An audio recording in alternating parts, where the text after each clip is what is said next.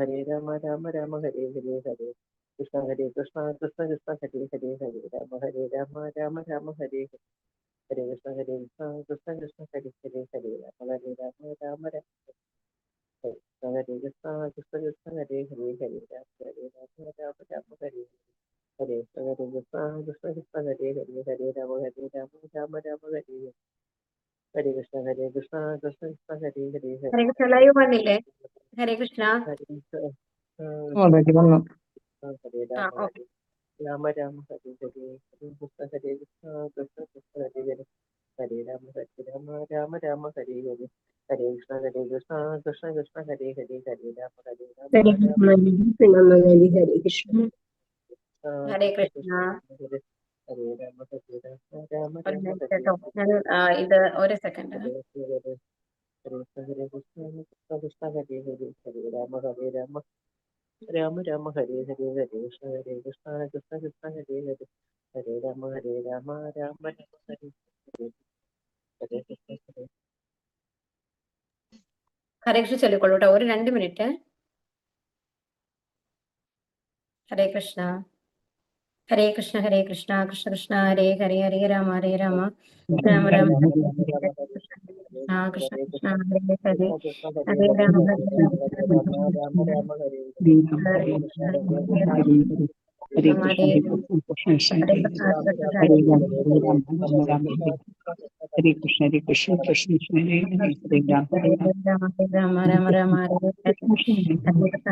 ഹരേ ഹരേ രാമ ഹരേ രാമ രാമ രാമ ഹരേ ഹരേ ഹരേ രാമ രാമ രാമ ഹരേ ഹരേ രാമ രാമ ഹരേ ഹരേ ഹരേ കൃഷ്ണ കൃഷ്ണ കൃഷ്ണ ഹരേ ഹരേ ഹരേ രാമ രാമ രാമ ഹരേ ഹരേ ഹരേ കൃഷ്ണ കൃഷ്ണ കൃഷ്ണ ഹരേ ഹരേ ഹരേ രാമ ഹരേ രാമ രാമ രാമ ഹരേ ഹരേ കൃഷ്ണ കൃഷ്ണ ഹരേ ഹരേ ഹരേ രാമ രാമ രാമ ഹരേ ഹരേ ഹരേ കൃഷ്ണ കൃഷ്ണ ഹരേ ഹരേ ഹരേ രാമ രാമ രാമ ഹരേ ഹരേ ഹരേ കൃഷ്ണ കൃഷ്ണ കൃഷ്ണ ഹരേ ഹരേ ഹരേ രാമ രാമ ഹരേ കൃഷ്ണ.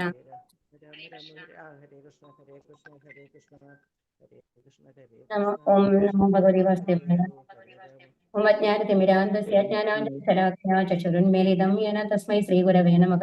ശ്രീചൈതന്യമനോഭീഷ്ടം സ്ഥാപിതം മേന ഭൂതലേ സ്വയം രൂപാ കഥാ മഹ്യം ദദാന്തി സുപദാന്തികം. വന്ദേഹം ശ്രീഗുരോ ശ്രീയുത പദകമലം ശ്രീഗുരും വൈഷ്ണവാം ച ശ്രീരൂപം സാഗ്രജാതം സഗണരഘുനാഥാനിധം താം സജീവം സാദ്വൈതം സാവധൂതം പരിജനസഹിതം ശ്രീകൃഷ്ണ ചൈതന്യദേവം ശ്രീരാധാകൃഷ്ണപാദാൻ സഗണലളിത ശ്രീവിശാഖാനിധം ഹേ കൃഷ്ണ കരുണാ സിന്ധോ ദീനബന്ധോ ജഗത്പതി ഗോപേശ ഗോപികാ കാന്ത രാധാ കാന്ത നമോസ്തുതേ തപ്ത കാഞ്ചന ഗൗരാംഗീ രാധേ വൃന്ദാവനേശ്വരി വൃഷഭാനുസുതേ ദേവി പ്രണമാമ്യേ ഹരിപ്രിയേ വാഞ്ചാകൽപതരുഭ്യശ്ച കൃപാ സിന്ധുഭ്യേവ ച പതിതാനാം പാവനേഭ്യോ വൈഷ്ണവേഭ്യോ നമോ നമഃ. നമോ ഓം വിഷ്ണുപാദായ കൃഷ്ണപ്രേഷ്ഠായ ഭൂതലേ ശ്രീമതേ ഭക്തിവേദാന്ത സ്വാമിൻ ഇതി നാമിനെ നമസ്തേ സാരസ്വതേ ദേവേ ഗൗരവാണി പ്രചാരിണേ നിർവിശേഷ ശൂന്യവാദി പാശ്ചാത്യദേശതാരിണി നാരായണം നമസ്കൃഭ്യാം നരം ചൈവ നരോത്തമം ദേവീം സരസ്വതീം വ്യാസം തതോ ജയമുദീരയത്. നഷ്ടപ്രായേഷു ഭദ്രേഷു നിത്യം ഭാഗവത സേവയാ ഭഗവതിർ ഉത്തമ ശ്ലോകേ ഭക്തിർഭവതി നൈഷ്ഠികീ. നമോ ഓം വിഷ്ണുപാദായ കൃഷ്ണപ്രേഷ്ഠായ ഭൂതലേ ശ്രീമതേ ജയപതാകസ്വാമിൻ ഇതി നാമിനെ നമ ആചാര്യപാദായ നിതായ കൃപപ്രദായിനി ഗൗരകഥാദാമദായ നഗരക്രമധാരിണി. ജയോ ശ്രീകൃഷ്ണ ചൈതന്യ പ്രഭോ നിത്യാനന്ദ ശ്രീ അദ്വൈത ഗദാധര ശ്രീവാസദി ഗൗരഭക്തവൃന്ദ. ഹരേ കൃഷ്ണ കൃഷ്ണ കൃഷ്ണ ഹരേ ഹരേ ഹരേ രാമ രാമ രാമ ഹരേ ഹരേ. ഹരേ കൃഷ്ണ. ശ്രീ രാധാ ഗോവിന്ദ ടെമ്പിളിന്റെ കീഴിലുള്ള ഭാഗവതം പഠനത്തിലേക്ക് എല്ലാവർക്കും സ്വാഗതം. നമ്മള് 32ാമത്തെ ശ്ലോകമാണ് പഠിക്കേണ്ടത് അല്ലെ. നിങ്ങൾക്ക് ആർക്കെങ്കിലും ഇത് ഷെയർ ചെയ്യാനായിട്ട് സാധിക്കുമോ? ഇതിൽ ലൈവ് ഇല്ലേ? ഇതിൽ ആരെങ്കിലും സാധിക്കുന്നുണ്ടെങ്കിൽ അറിയാവുന്നുണ്ടെങ്കിൽ ആ ലൈവിൽ ഒന്ന് പ്രസ് ചെയ്ത് കഴിഞ്ഞാൽ താഴെ വരും. വന്നോ? ജൂലി മാതാജി ജോയിൻ ചെയ്തോ? ഷെയർ ചെയ്തോളൂ മാതാജി. അപ്പോട്ടോ വിളിച്ചോണ്ടിരുന്നയാ. ഓക്കെ മാതാജി, കുഴപ്പമില്ല. ഹരേ കൃഷ്ണ. ഓക്കെ, ഞാൻ മാതാജി ഹോസ്റ്റ് ആക്കാം കേട്ടോ. ഓക്കെ മാതാജി, ഹരേ കൃഷ്ണ. അപ്പൊ എന്താണ് നമ്മൾ പറഞ്ഞുകൊണ്ടിരുന്നിരുന്നത്? ഇതിനു മുമ്പത്തെ ശ്ലോകത്തില് എങ്ങനെയാണോ വളരെയധികം എല്ലാവരുടെയും ഒരു വാത്സല്യ ഭാജനമായിട്ടാണ് പരീക്ഷിത് മഹാരാജാവ് വളരെ വേഗത്തില് എല്ലാ സുഖ സൗകര്യങ്ങളോടും കൂടിയിട്ട് വളർന്നു വന്നു എന്നുള്ളതാണ് പറഞ്ഞത് അല്ലെ. ഇനി അടുത്ത ശ്ലോകം എന്താണെന്ന് നോക്കാം. ഓം നമോ ഭഗവതേ വാസുദേവായ, ഓം നമോ ഭഗവതേ വാസുദേവായ, ഓം നമോ ഭഗവതേ വാസുദേവായ.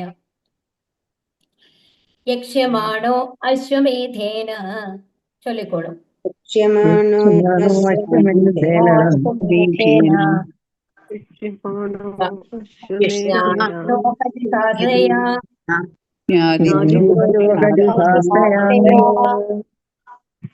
രാജാ ലബ്ധധനോ ദദ്വഹു,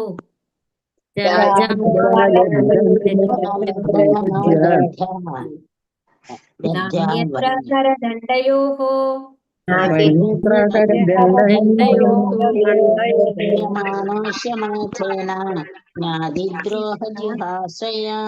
രാജാലബ്ധധനോ ദദ്ധ്യാ അന്യത്ര കരദണ്ഡയോഃ. യക്ഷ്യമാനഃ ദദ്യവും നിർത്തി കഴിഞ്ഞു കഴിഞ്ഞാല് ആ നാ വരണം കേട്ടോ മാതാജി. പിന്നെ അന്യത്ര എന്ന് പറയരുത്. കാരണം അവിടെ നെഗറ്റീവ് മീനിങ് ആണ് വരുന്നത്. ന അന്യത്ര എന്നാണ് ആ വാക്ക്.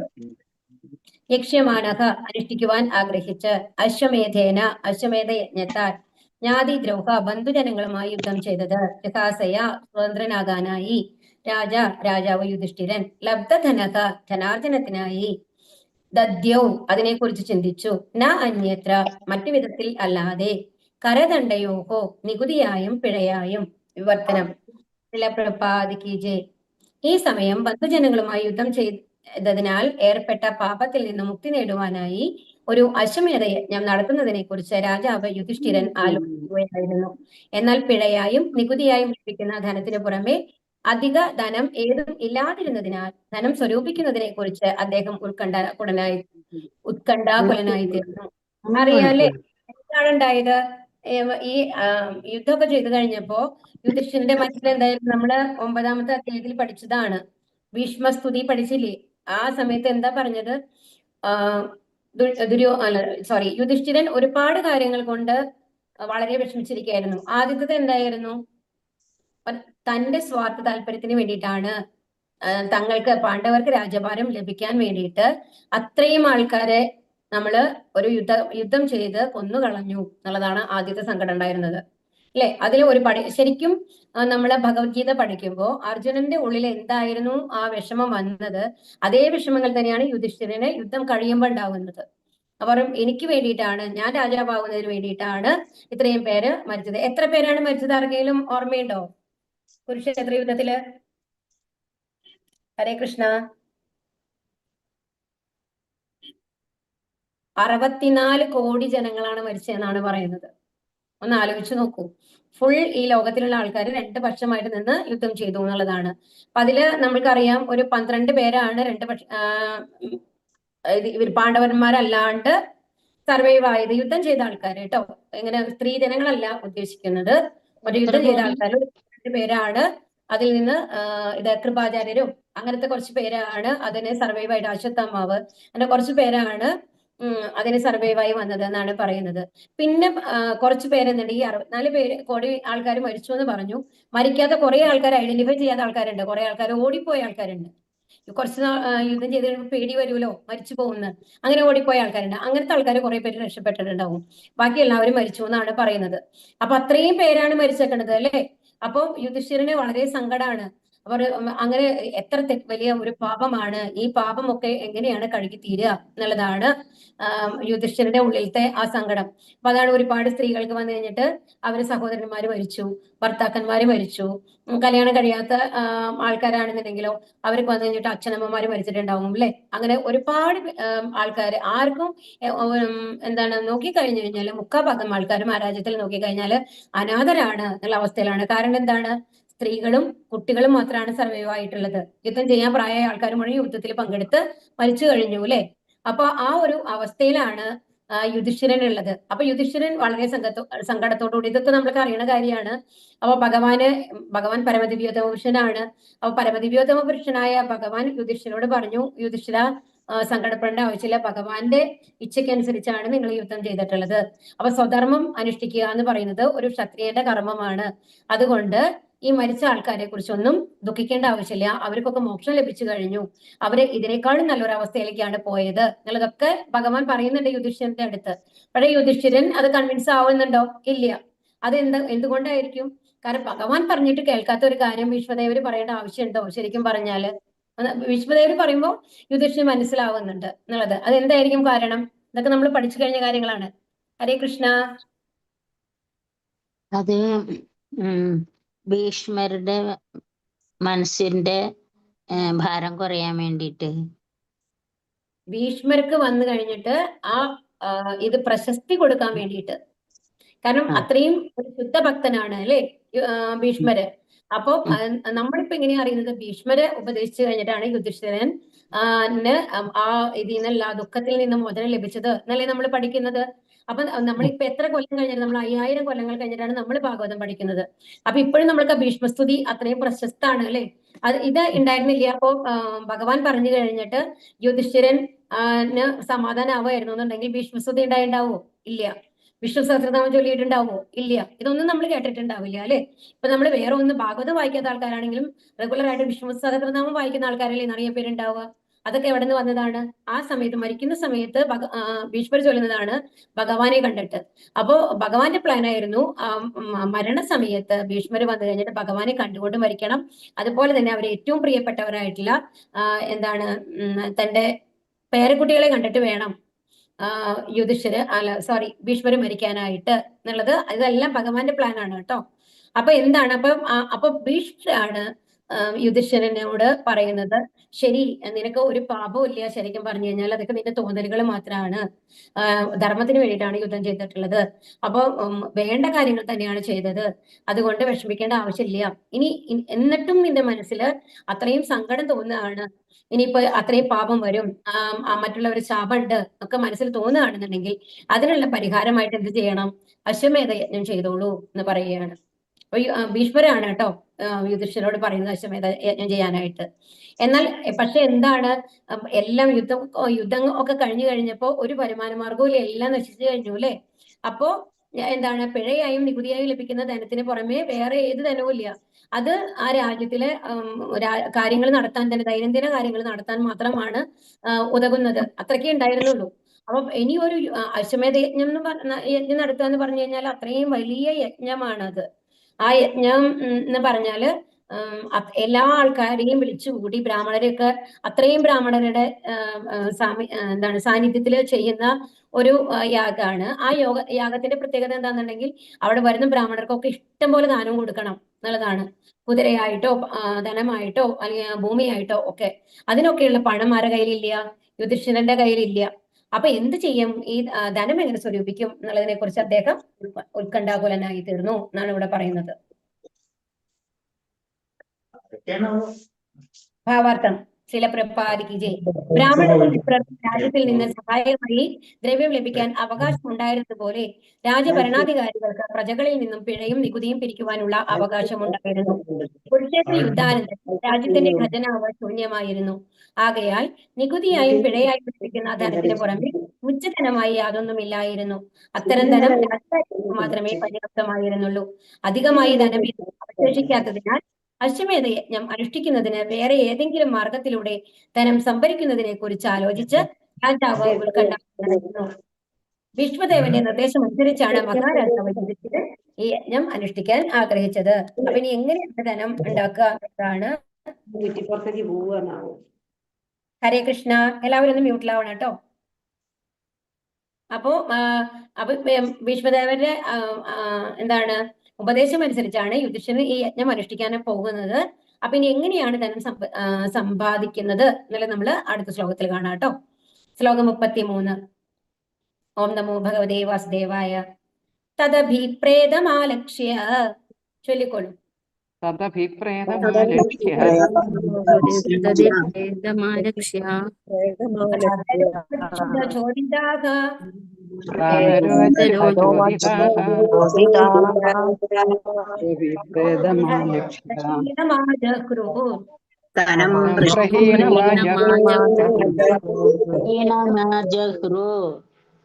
ഒരു ദീച്യാം ഭൂരിശഃ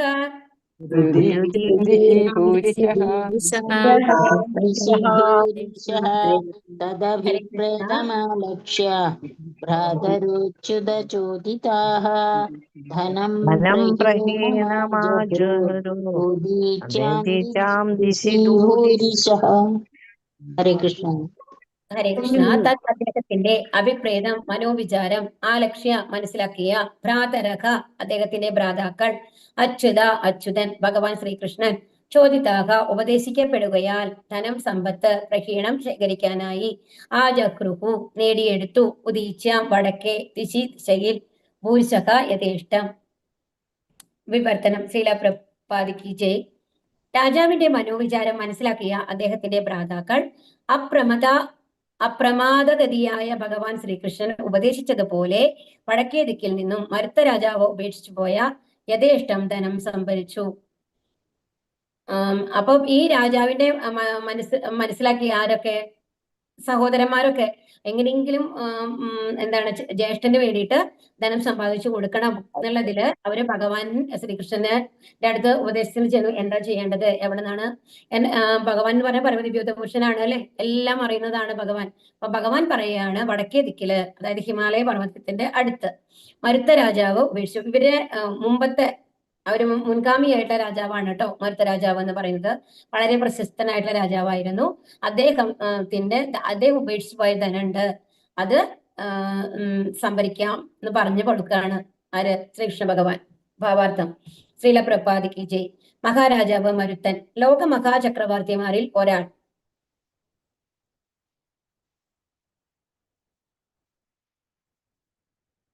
മഹാരാജാവ് യുധിഷ്ഠിരനും ഏറെ മുമ്പ് ലോകം ഭരിച്ചിരുന്ന ചക്രവർത്തിയാണ് അദ്ദേഹം മഹാരാജാവ് അവിക്ഷിത്തിന്റെ പുത്രനും സൂര്യദേവപുത്രനായ യമരാജാവിന്റെ മഹാഭക്തനുമായിരുന്നു. നമ്മൾ യമരാജാവിന് കുറെ ഭക്തന്മാരെ കണ്ടിട്ടുണ്ട്. ഇതിനു മുമ്പ് നമ്മൾ രണ്ടുപേരെ പറഞ്ഞു. ആരൊക്കെയാന്ന് പറയൂ? ഹരേ കൃഷ്ണ. യമരാജാവിന്റെ സന്തത സഹചാരികളായിട്ടുള്ള രണ്ടുപേരെ പറ്റിയിട്ട് നമ്മൾ ഈ അധ്യായത്തിൽ നമ്മൾ ഇതിനു മുമ്പ് പറഞ്ഞു. ആരൊക്കെയാ? ഹരേ കൃഷ്ണ. ആർക്കും ഓർമ്മയില്ലേ? യയാതി. യയാതി. പിന്നെ ആരാ? യയാതിയുടെ സുഹൃത്താരായിരുന്നു? കാലത്തില് ഏറ്റവും ദാനം കൊടുക്കുന്നത് ഏറ്റവും പ്രശസ്തനായ ശിബി മഹാരാജാവും യയാതിയാണ് കേട്ടോ യമരാജാവിന്റെ ഭക്തരായിരുന്നത്. അദ്ദേഹത്തിന്റെ ഭ്രാതാവ് സംവർത്തൻ ദേവന്മാരുടെ പുരോഹിതനായ പണ്ഡിതനും ശ്രേഷ്ഠനുമായ ബൃഹസ്പതിയുടെ പ്രതിയോഗിയായ ഒരു പുരോഹിതനായിരുന്നു. അപ്പം ആരുടെ എന്താണ് പറയുന്നത്? മരുത്ത രാജാവിന്റെ ഭ്രാതാവ് എന്ന് പറയുന്നത് സംവർത്തൻ എന്നാണ് പേര്. അവര് ആരായിരുന്നു? ഒരു പണ്ഡിതനും ബൃഹസ്പതിയുടെ പ്രതിയോഗിയായ ഒരു പുരോഹിതനുമായിരുന്നു അത്രേ. അദ്ദേഹം ശങ്കരയജ്ഞം, ഇവിടെ ശങ്കര എന്നാണ് കൊടുത്തേണ്ടത്, ശങ്കര എന്നാണെന്നാണ് ഞാൻ വിചാരിക്കണേ കേട്ടോ. ശങ്കരയജ്ഞം എന്ന് വിശേഷിപ്പിക്കുന്ന യജ്ഞം അനുഷ്ഠിക്കുകയും യജ്ഞത്തിൽ സംപ്രീതനായ ഭഗവാൻ ഒരു പർവ്വതത്തിന്റെ സ്വർണ്ണ കൊടുമുടിയുടെ അധികാരം സന്തോഷപൂർവ്വം അദ്ദേഹത്തിന് നൽകുകയും ചെയ്തു. അപ്പൊ ഹിമാലയ പർവ്വതങ്ങളുടെ നിരയിലുള്ളതാണ് ആ ഒരു കൊടുമുടി, ഫുൾ സ്വർണം. അത്രയ്ക്കും സ്വർണ്ണമാണ് കൊടുത്തത് സന്തോഷിച്ചിട്ട്. ഓക്കെ. അപ്പൊ ഈ സ്വർണ്ണ കൊടുമുടി ഹിമാലയ പർവ്വതത്തിൽ എവിടെയോ ആകുന്നു. ആധുനിക പർവ്വത ആരോഹകർക്ക് ഇതെവിടെ കണ്ടെത്താൻ ശ്രമിക്കാം. അദ്ദേഹം അത്രമാത്രം പ്രതാപശാലിയായ ചക്രവർത്തി ആകയാൽ ഓരോ യജ്ഞദിനാന്ത്യത്തിലും മറ്റു ലോകങ്ങളിലെ ദേവന്മാരായ ഇന്ദ്രൻ, ചന്ദ്രൻ, ബൃഹസ്പതി എന്നിവരെ പോലുള്ളവർ അദ്ദേഹത്തിന്റെ കൊട്ടാരം സന്ദർശിക്കുക പതിവായിരുന്നു. അദ്ദേഹത്തിന്റെ അധീനതയിൽ സ്വർണ്ണ കൊടുമുടി ഉള്ളതാകയാൽ അദ്ദേഹത്തിന്റെ കൈവശം യഥേഷ്ടം സ്വർണം ഉണ്ടായിരുന്നു. യജ്ഞവേദിയുടെ മേൽക്കെട്ട് പൂർണ്ണമായും സ്വർണം കൊണ്ട് നിർമ്മിച്ചതായിരുന്നു. ഒന്ന് ആലോചിച്ച് നോക്കൂ, എങ്ങനെ ഉണ്ടായിരുന്നുണ്ടാവും അല്ലേ കാണാനായിട്ട്. അദ്ദേഹത്തിന്റെ യജ്ഞചടങ്ങുകളുടെ നിത്യാനുഷ്ഠാനങ്ങളിൽ വായുലോകത്തിലെ ചില നിവാസികളെ യജ്ഞത്തിലെ പാചകവേലകൾ ത്വരിതപ്പെടുത്തുവാനായി ക്ഷണിക്കാറുണ്ടായിരുന്നു. ചടങ്ങിലെ ദേവന്മാരുടെ സദസ്സിനെ വിശ്വദേവൻ നയിച്ചിരുന്നു. അത്രയും പ്രശസ്തനായിട്ടുള്ള രാജാവായിരുന്നു ആര്? മരുത്ത രാജാവ്. അപ്പൊ ഈ സ്വർണ്ണ കൊടുമുടിയിലെ സ്വർണം വെച്ചിട്ടാണ് അപ്പൊ ഓരോരുത്തരും നോക്കൂ ആരൊക്കെ വരാറുന്നുള്ളത്. ഇന്ദ്രൻ, ചന്ദ്രൻ, ബൃഹസ്പതി എല്ലാവരും ഡെയിലി വരും. അപ്പൊ അവർക്കൊക്കെ ദാനം കൊടുക്കും ഈ സ്വർണം. അങ്ങനെയായിരുന്നു എന്നാണ് പറയുന്നത്. സ്ഥിരമായ പുണ്യ പ്രവൃത്തികളാൽ സർവ്വവിധ രോഗങ്ങളെയും താൻ ഭരിക്കുന്ന രാജ്യത്തിൽ നിന്നും തുരത്തുവാൻ അദ്ദേഹത്തിന് കഴിഞ്ഞിരുന്നു. ദേവലോകം, പിതൃലോകം എന്നിങ്ങനെയുള്ള ഉന്നത ലോകങ്ങളിലെ എല്ലാ നിവാസികളും അദ്ദേഹത്തിന്റെ മഹത്തായ യജ്ഞാനുഷ്ഠാനങ്ങളിൽ പ്രീതിയുള്ളവരായിരുന്നു. പണ്ഡിതരായ ബ്രാഹ്മണർക്ക് അദ്ദേഹം നിത്യവും മെത്ത, ഇരിപ്പിടങ്ങൾ, വാഹനങ്ങൾ, മതിയാവോളം സ്വർണം എന്നിവ ദാനമായി നൽകുന്നത് പതിവായിരുന്നു. അത്യുദാരമായ ദാനങ്ങളാലും അസംഖ്യം യജ്ഞാനുഷ്ഠാനങ്ങളാലും സ്വർഗരാജാവായ ഇന്ദ്രൻ അദ്ദേഹത്തിൽ പൂർണ്ണമായും സംപ്രീതനായിരുന്നു. മാത്രവുമല്ല സദാ അദ്ദേഹത്തിന്റെ ക്ഷേമം കാംക്ഷിക്കുകയും ചെയ്തിരുന്നു. അപ്പൊ ഇന്ദ്രലോകനൊക്കെ ഇപ്പൊ നമ്മൾ പറഞ്ഞു അല്ലെ, ഈ 3-ാമത്തെ അധ്യായത്തില് ഒരു ശ്ലോകല്ലേ ഭഗവത്ഗീത, എല്ലാവർക്കും ഓർമ്മയുണ്ടോ? യജ്ഞാർത്ഥാർ കർമ്മണോന്യത്ര, ഓർമ്മയുണ്ടോ? അതായത് ഇപ്പൊ യജ്ഞങ്ങൾ ചെയ്തു കഴിഞ്ഞാൽ ഇപ്പൊ നമ്മള് ഒരു അന്നാദ് ഭവന്തി ഭൂതാനി പജന്യാദന സംഭവക, അതിലെന്താ പറയുന്നത്? യജ്ഞങ്ങൾ ചെയ്ത് നമ്മളുടെ ദേവതമാരെ പ്രീതിപ്പെടുത്തണം എന്നാണ് പറയുന്നത്. ഓക്കെ, അപ്പം പക്ഷെ നമ്മൾ യുഗത്തിൽ എന്തുകൊണ്ടാണ് യജ്ഞങ്ങൾ ചെയ്യേണ്ട എന്ന് പറയുന്നത്? എന്താ കാരണം? ഹരേ കൃഷ്ണ, ആർക്കെങ്കിലും പറയാൻ സാധിക്കുമോ? എന്തുകൊണ്ടാണ് കലിയുഗത്തിൽ യജ്ഞങ്ങൾ ചെയ്യേണ്ടെന്ന് യജ്ഞങ്ങൾ ചെയ്യേണ്ടെന്നല്ല, ശുദ്ധമായ യജ്ഞം ചെയ്യാൻ അത്രയും പരിശുദ്ധരായിട്ടുള്ളവരല്ല, അതുപോലെ സമയം കുറവുണ്ട് ആയുസിന്റെ. നമ്മൾ പരിശുദ്ധരല്ല എന്നുള്ളതാണ്.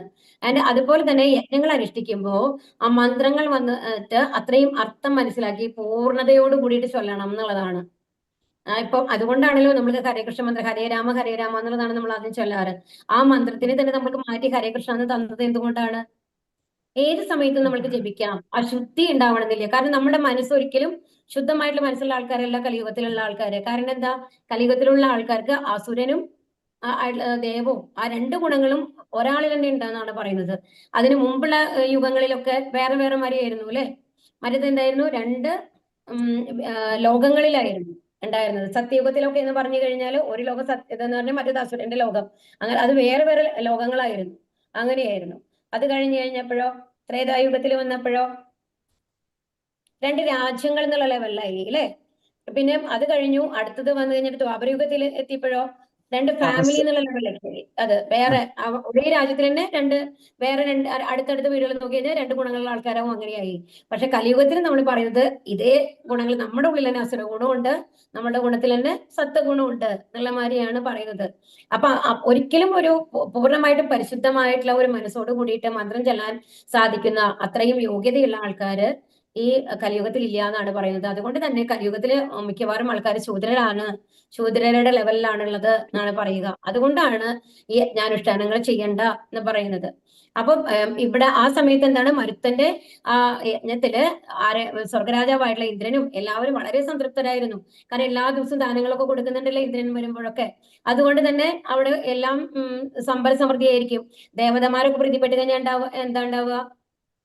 ഒരു കുറവും ഉണ്ടാവില്ല. മഴയ്ക്ക് മഴയുണ്ടാവും, എല്ലാ വൃക്ഷങ്ങളിലും അത്രയും ഫലങ്ങൾ ഉണ്ടാവും, സസ്യം എല്ലാം സമൃദ്ധിയായിട്ട് വളരും അല്ലെ? അപ്പൊ ഒന്നിനും ഒരു നിറയെ പാലുണ്ടാവും. അപ്പൊ എല്ലാ ഈ ദേവതമാരും പ്രീതിപ്പെട്ട് കഴിഞ്ഞു കഴിഞ്ഞാൽ എന്താണ്?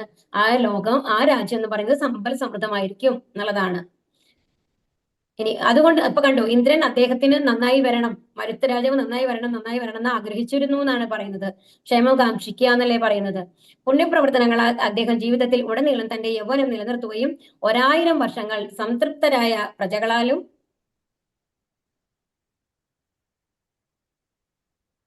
മന്ത്രിമാരാലും നിയമാനുസൃത പത്നിയാലും പുത്രന്മാരാലും ഭ്രാതാക്കളാലും പരിവേഷ്ടിതനായി സമ്പൂർണ്ണ ഭുവനവും ഭരിക്കുകയും ചെയ്തിരുന്നു. അദ്ദേഹത്തിന്റെ പുണ്യകർമ്മങ്ങൾ അനുഷ്ഠിക്കുവാനുള്ള താല്പര്യത്തെ ശ്രീകൃഷ്ണ ഭഗവാൻ പോലും പ്രകീർത്തിച്ചിരുന്നു. അദ്ദേഹത്തിന്റെ ഏകപുത്രിയെ അംഗീരസ് മഹർഷിയെ ഏൽപ്പിക്കുകയും അപ്രകാരം മഹർഷിയുടെ അനുഗ്രഹത്താൽ അദ്ദേഹം സ്വർഗലോകത്തിലേക്ക് ഉയർത്തപ്പെടുകയും ചെയ്തു.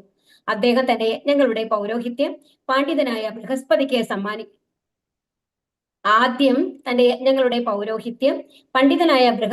സമ്മാനിക്കാൻ അദ്ദേഹം ആഗ്രഹിച്ചിരുന്നു. എങ്കിലും ദേവനായ ബൃഹസ്പതി രാജാവ് ഈ മർത്യലോകത്തിലെ മനുഷ്യനാകയാൽ ആ പദവി സ്വീകരിക്കാൻ വിസമ്മതിച്ചു. അപ്പൊ ബൃഹസ്പതിക്ക് കൊടുക്കണം എന്നാണ് വിചാരിച്ചിരുന്നത് അത്ര. പക്ഷെ എന്താണ്, ഈ രാജാവ് എന്ന് പറയുന്നത് നമ്മളുടെ ഭൗതിക ലോകത്തിലാണുള്ളത് അല്ലെ? അപ്പൊ അതുകൊണ്ട് അവർക്ക് താല്പര്യം ഉണ്ടായിരുന്നില്ല എന്ന്. ബൃഹസ്പതി ആരായിരുന്നു? ദേവനായിരുന്നു. അപ്പൊ അതിന് താല്പര്യം ഉണ്ടായിരുന്നില്ല.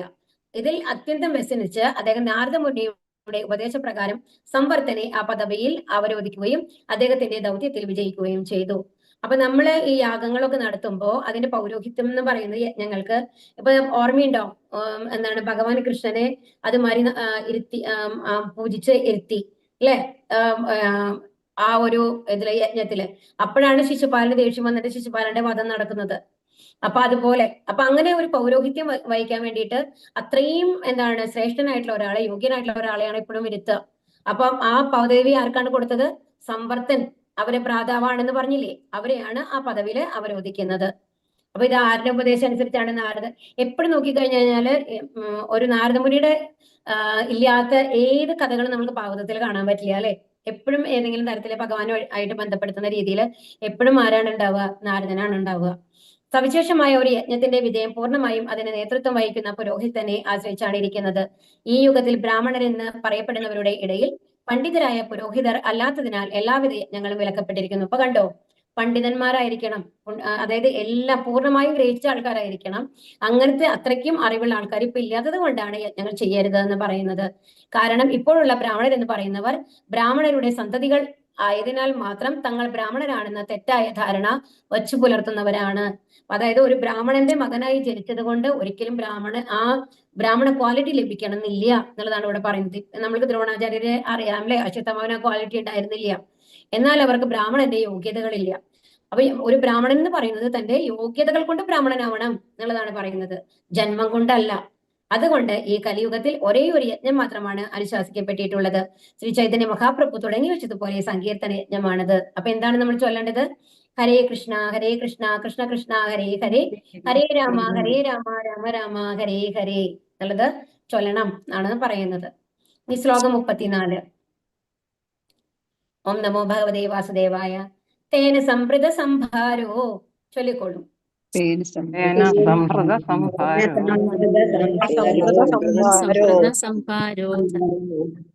പുത്രോ യുധിഷ്ഠിരഃ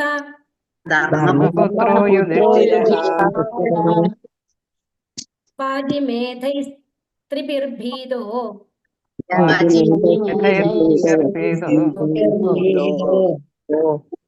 ജൈ സമയജരീം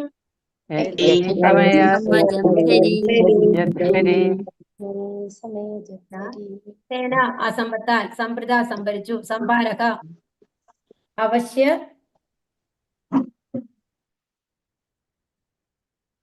ഘടകങ്ങൾ. ധർമ്മപുത്രക ധർമ്മശീലനായ രാജാവ്, യുധിഷ്ഠിരൻ, വാജിമേധൈ അശ്വമേധ യജ്ഞങ്ങളും, ത്രിഭിഹി 3 മടങ്ങ്, ഭീതക കുരുക്ഷേത്ര യുദ്ധാനന്തരം അത്യന്തം ഭയഭീതനാകയാൽ, യജ്ഞൈഹി യജ്ഞങ്ങൾ, സമയജിത് പരിപൂർണമായി ആരാധിച്ചു, ഹരിം പരമദിവ്യോത്തമ പുരുഷൻ. വിവർത്തനം. ശ്രീല പ്രപാദിക്ക് ജയ്. ആ സമ്പത്താൽ 3 അശ്വമേധ യജ്ഞങ്ങൾ അനുഷ്ഠിക്കുന്നതിന് ആവശ്യമായ വസ്തുക്കൾ ആർജിക്കാൻ രാജാവിന് കഴിയുമായിരുന്നു. അപ്രകാരം കുരുക്ഷേത്ര യുദ്ധാനന്തരം അത്യന്തം ഭയഭീതനായി ധർമ്മരാജാവായ യുധിഷ്ഠിരൻ പരമദിവ്യോത്തമ പുരുഷനായ ഭഗവാൻ ഹരിയെ സന്തുഷ്ടനാക്കി. അപ്പൊ ഈ 3 അശ്വമേധ യജ്ഞങ്ങൾ ചെയ്യാനുള്ള വസ്തുക്കള് ഉണ്ടായിരുന്നു എന്നാണ് പറയുന്നത്. ആർജിക്കാനായിട്ട് രാജാവ് കഴിയുന്ന അത്രയും സ്വത്തല്ലേ ലഭിക്കുന്നത്. അവിടെ നിന്ന് മരുത്ത് രാജാവിന്റെ അവിടെ അവശേഷിച്ചിരുന്ന സ്വത്തുക്കൾ ഇപ്പോഴും ഹിമാലയ പർവ്വതനിലകളിൽ പോയി കഴിഞ്ഞു കഴിഞ്ഞാൽ ആ ഒരു സ്ഥലം ഉണ്ടാവും, അവിടെ സ്വർണ്ണം ഉണ്ടാവും എന്നാണ് പറയുന്നത്. അതാണ് പറഞ്ഞത്, ഇപ്പോഴും വേണമെന്നുണ്ടെങ്കിൽ അതിനെ നമുക്ക് സെർച്ച് ചെയ്ത് കണ്ടുപിടിക്കാം എന്നുള്ളതാണ് എന്ന് പറഞ്ഞില്ലേ അതില്. ഭാവാർത്ഥം. ശ്രീല പ്രപാദിക്ക് ജയ്. മഹാരാജാവ് യുധിഷ്ഠിരൻ ലോകത്തിലെ ഏറ്റവും മാതൃകാപരനും വിഖ്യാതനുമായ ധർമ്മിഷ്ഠനായ രാജാവായിരുന്നു. എന്നിട്ടും കുരുക്ഷേത്ര യുദ്ധത്തിന് ശേഷം അദ്ദേഹം അത്യധികം സംഭീതനായിരുന്നു. എന്തെന്നാൽ യുദ്ധത്തിലെ കൂട്ടക്കുരുതികളെല്ലാം നിർവഹിക്കപ്പെട്ടത് മഹാരാജാവ് യുധിഷ്ഠിരനെ സിംഹാസനത്തിൽ അവരോധിക്കാൻ മാത്രമായിരുന്നു. ആകയാൽ യുദ്ധത്തിൽ സംഭവിച്ച പാപങ്ങളുടെ മുഴുവൻ ഉത്തരവാദിത്വവും അദ്ദേഹം ഏറ്റെടുക്കുകയും ആ പാപങ്ങളെല്ലാം ഒഴിവാക്കുവാൻ 3 അശ്വമേധ യജ്ഞങ്ങൾ അനുഷ്ഠിക്കുവാൻ ആഗ്രഹിക്കുകയും ചെയ്തു. അത്തരമൊരു യജ്ഞം വളരെയധികം ധനച്ചെലവുള്ളതാകുന്നു.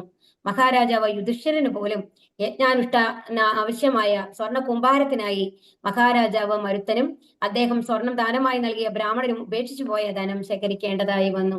മഹാരാജാവ് മരുത്തൻ ദാനം ചെയ്ത ഭാരിച്ച സ്വർണം മുഴുവൻ പണ്ഡിത ബ്രാഹ്മണർക്ക് കൊണ്ടുപോകുവാൻ കഴിഞ്ഞിരുന്നില്ല. ആകയാൽ അവയിൽ ഭൂരിഭാഗവും അവർ അവിടെ തന്നെ ഉപേക്ഷിച്ചു പോയിരുന്നു. അപ്പൊ ഒന്ന് ആലോചിച്ച് നോക്കൂ, മരുത്ത രാജാവ് എന്താ ചെയ്തിരുന്നത്? അത്രയും സ്വർണ്ണമായിരുന്നു എന്നാണ് പറയുന്നത്. അത്രയും സ്വർണ്ണമാണ് അവിടെ ഉപേക്ഷിച്ചിട്ട് പോയി. അവർക്ക് എടുത്തിട്ട് പോകാൻ പറ്റാത്ത കാരണം കൊണ്ട് അവിടെ ഉപേക്ഷിച്ച് പോയി എന്ന്. അപ്പൊ നമ്മളാണെങ്കിൽ ഇപ്പൊ ആലോചിക്കുമ്പോൾ ഇപ്പൊ സ്വർണത്തിനൊക്കെ എന്താ വില പോയിക്കൊണ്ടിരിക്കുന്നത്. കുറച്ച് കിട്ടിയാൽ നല്ലതായിരുന്നു തോന്നുന്നുണ്ട് അല്ലെ?